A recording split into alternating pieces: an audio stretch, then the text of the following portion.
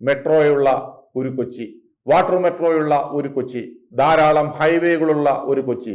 പക്ഷേ ഇപ്പോഴും പണ്ടത്തെ രീതിയിൽ നിന്ന് ഇത്രയധികം കൊച്ചി വളർന്നിട്ടും കൊച്ചിയിലെ വെള്ളക്കെട്ടിനോ കൊച്ചിയിലെ മാലിന്യങ്ങൾ നീക്കം ചെയ്യുന്നതിലോ അല്പം പോലും ശ്രദ്ധിക്കുന്നില്ല എന്നുള്ളതും അതിനകത്ത് കാണുന്ന അലംഭാവവും ഒക്കെ കൊച്ചിക്ക് എന്നും ഒരു തീരാശാപമായിരിക്കുന്നു.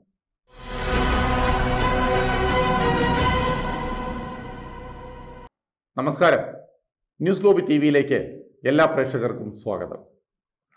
കൊച്ചി എന്ന് കേൾക്കുമ്പോൾ കേരളത്തിൻ്റെ സാമ്പത്തിക തലസ്ഥാനമാണെന്ന് തന്നെ പറയാം.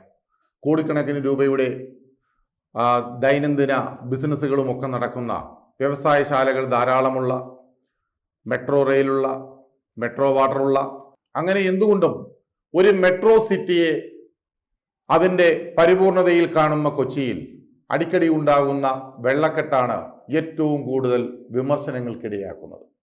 ആ വിമർശനങ്ങൾ ഹൈക്കോടതി പോലും ചൂണ്ടിക്കാണിച്ചിരിക്കുന്നു. പക്ഷേ അത് പരിപൂർണതയിലെത്തിക്കാൻ കൊച്ചിയിലെ ഭരണകർത്താക്കൾക്ക്, കൊച്ചി കോർപ്പറേഷന് എന്തുകൊണ്ട് കഴിയുന്നില്ല എന്നുള്ളത് സങ്കടകരമായ ഒരു വസ്തുതയാണ്. ആരുടേതാണ് ആ അനാസ്ഥകൾ? കൊച്ചിയിലെ വേസ്റ്റും അതേപോലെ തന്നെ കൊച്ചിയിലെ വെള്ളക്കെട്ടുമൊക്കെ തീർക്കാൻ, അല്ലെങ്കിൽ അത് ഉണ്ടാകാതിരിക്കാനുള്ള കർമ്മ പരിപാടികൾ ചെയ്യാൻ അങ്ങ് ഡെൻമാർക്കിലും പോളണ്ടിലും ഒന്നും പോകേണ്ട ആവശ്യമില്ല. ഇവിടെ തന്നെ ഒന്ന് മനസ്സു വച്ചാൽ നടക്കേണ്ടുന്ന കാര്യങ്ങൾ മാത്രമേ ഉള്ളൂ. കൊച്ചിയുടെ ചരിത്രം നേരത്തെ എങ്ങനെയായിരുന്നു എന്ന് നമുക്കൊന്ന് പരിശോധിക്കാം. പഴയ കൊച്ചി എങ്ങനെ പുതിയ കൊച്ചിയായി? 1910 കൊച്ചിയിൽ 23,000 ആകെ ആളുകളെ ഉണ്ടായിരുന്നുള്ളൂ. പത്മ ജംഗ്ഷൻ മുഴുവൻ പുഞ്ചപ്പാടമായിരുന്നു. ബാനർജി റോഡ് മുതൽ പാലാരിവട്ടം വരെ തോടായിരുന്നു. ലുലുമാളിലുള്ള ഇടപ്പള്ളി കുറുക്കന്മാർ നിറഞ്ഞ കാടായിരുന്നു. അതിന്റെ സൈഡിലെ ഓവുചാൽ ഒരു കനാലായിരുന്നു. തൃക്കാക്കര അമ്പലത്തിലേക്ക് വള്ളസദ്യ നടത്തിയതും രാജാവ് എഴുന്നള്ളിയിരുന്നതും ഇതിലെ ആയിരുന്നു.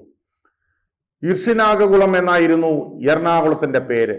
കൊച്ചാഴിയാണ് കൊച്ചിയായത്. കായലിലെ മണ്ണ് കോരിയിട്ടതാണ് വെല്ലിംഗ്ടൺ ഐലൻഡ്. കൊച്ചിയിലെ തീവണ്ടി ആദ്യമെത്തിയത് 1902 അന്നത്തെ റെയിൽവേ സ്റ്റേഷൻ ഇന്നത്തെ ഹൈക്കോടതിക്ക് തൊട്ടു പിന്നിലായിരുന്നു. പെരുമ്പടപ്പ് സ്വരൂപം എന്ന പേരിലാണ് ആദ്യകാലത്ത് കൊച്ചി അറിയപ്പെട്ടിരുന്നത്. ആദ്യകാലത്ത് KSRTC ബസ് സ്റ്റാൻഡ് ഇപ്പോഴത്തെ ബോട്ട് ജെട്ടിയായിരുന്നു. എറണാകുളത്തെ ആദ്യത്തെ ഉയരം കൂടിയ, അത് കേരളത്തിലെ തന്നെ ഏറ്റവും കൂടുതൽ ഉയരം കൂടിയ ബിൽഡിംഗ് എന്ന് പറയുന്നത് ഹോട്ടൽ സീലോഡായിരുന്നു. പെണ്ടാമേനക ഒരു കാലത്ത് തിരക്കേറിയ ഒരു സിനിമാ തിയേറ്റർ ആയിരുന്നു. സിനിമ തുടങ്ങുന്നതിന് മുമ്പ് കോളാമ്പി പാട്ടുണ്ടായിരുന്നു. നീലക്കുയിൽ, ഒരാൾ കൂടി കള്ളനായി, ഈ സിനിമകളൊക്കെ ഇവിടെയാണ് റിലീസ് ചെയ്തത്. ഹിറ്റായ ഭാര്യ പത്മയിലും പാലാട്ട് കേമൻ, റെബേക്ക തുടങ്ങിയ സിനിമകളും ഇവിടെ റിലീസ് ചെയ്യുകയുണ്ടായി.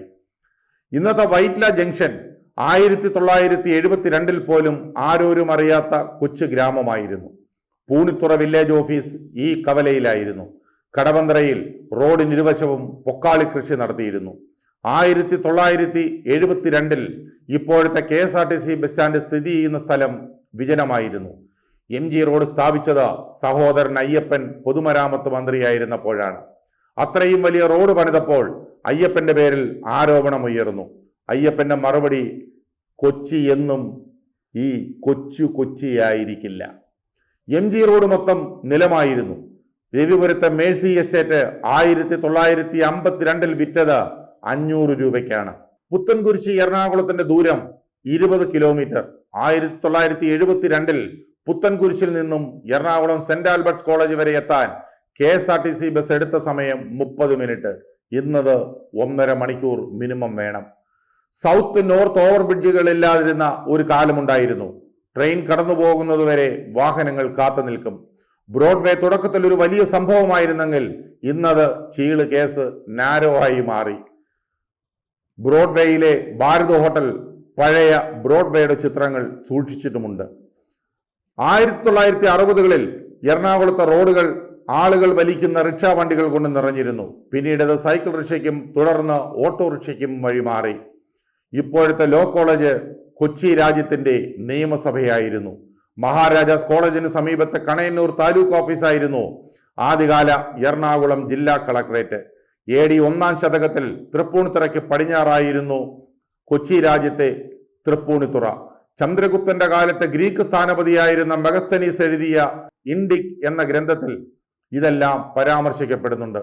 ക്രിസ്തുവിന് മുൻപ് കൊച്ചി തുറമുഖം ഇല്ലായിരുന്നു എന്നും അത് പിന്നീട് കടലിൽ നിന്ന് ഉയർന്നു വന്നതാണ് എന്നതിനുമൊക്കെ തെളിവുകളുണ്ട്.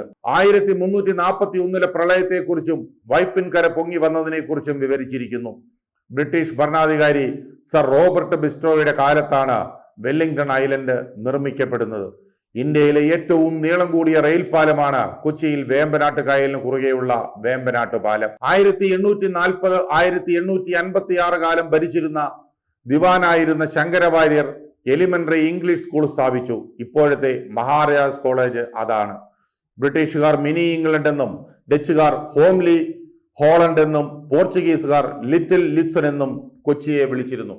അങ്ങനെ വിദേശികളും സ്വദേശികളും എല്ലാം കൂടി ചേർന്ന് കൊച്ചിയെ ഇന്ന് വലിയൊരു ഹബ്ബാക്കി മാറ്റി. മെട്രോയുള്ള ഒരു കൊച്ചി, വാട്ടർ മെട്രോയുള്ള ഒരു കൊച്ചി, ധാരാളം ഹൈവേകളുള്ള ഒരു കൊച്ചി.